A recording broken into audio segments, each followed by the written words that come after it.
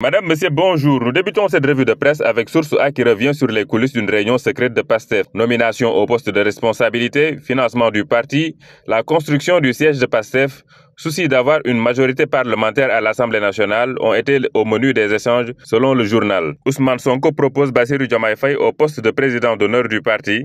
Concernant les nominations au poste de responsabilité, le chef de file de PASTEF a soulevé l'impatience des militants avant de les rassurer. Pour Bassirou Diomaye Faye, ceux qui seront nommés devront contribuer à l'effort de guerre dans la mobilisation. Ils devront aussi être compétents dans leurs domaines respectifs. Encore un accident de la circulation.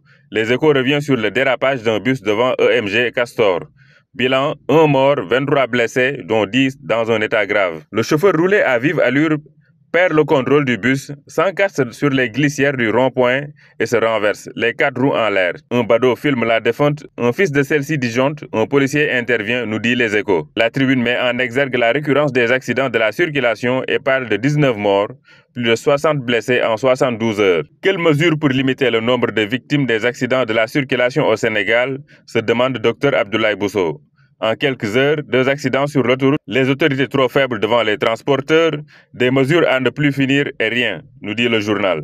L'excès de vitesse et l'indiscipline des conducteurs en question, liste la Tribune. La suspension provisoire des procédures domaniales et foncières continue d'alimenter les débats. Diomaye est la bombe foncière, titre l'Observateur.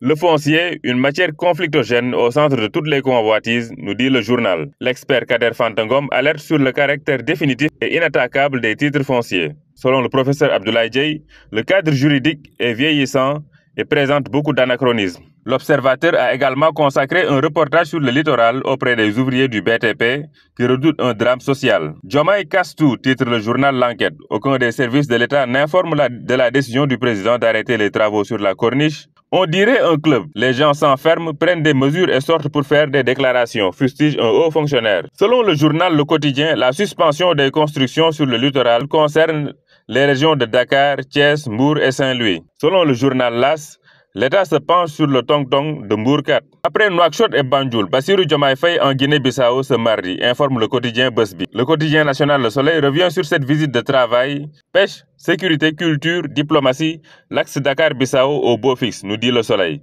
Libération s'intéresse au contrat d'armement et parle de cash autour de Petit Boubé. Le journal évoque les virements de plus de 3 000 milliards d'euros cockpit et de l'avis commercial à Technologie Service International à partir du Sénégal, suivi de transferts en devises à l'étranger. Les mises à disposition de sommes variant entre 85 et 150 millions de francs CFA à 2 particuliers, suivis de retraits en espèces. Le journal évoque également les 565 millions de francs CFA retirés par Boubé lui-même. Le Témoin revient sur le drame qui a lieu à Sandiara. Un ancien militaire tire mortellement sur un jeune lycéen. Restons avec le Témoin qui révèle que Bougane Gueye Dany est condamné à payer plus de 700 millions de francs CFA à la BIMAO. En sport, Record met le focus sur le programme alléchant des demi-finales allées de la Ligue des Champions. Bayern, Real Madrid, parfum de revanche à Munich, titre le journal. Dans l'autre demi-finale, Mbappé et le PSG face au mur jaune de Dortmund, nous dit Record. C'est tout pour cette revue de presse. Merci de l'avoir suivi.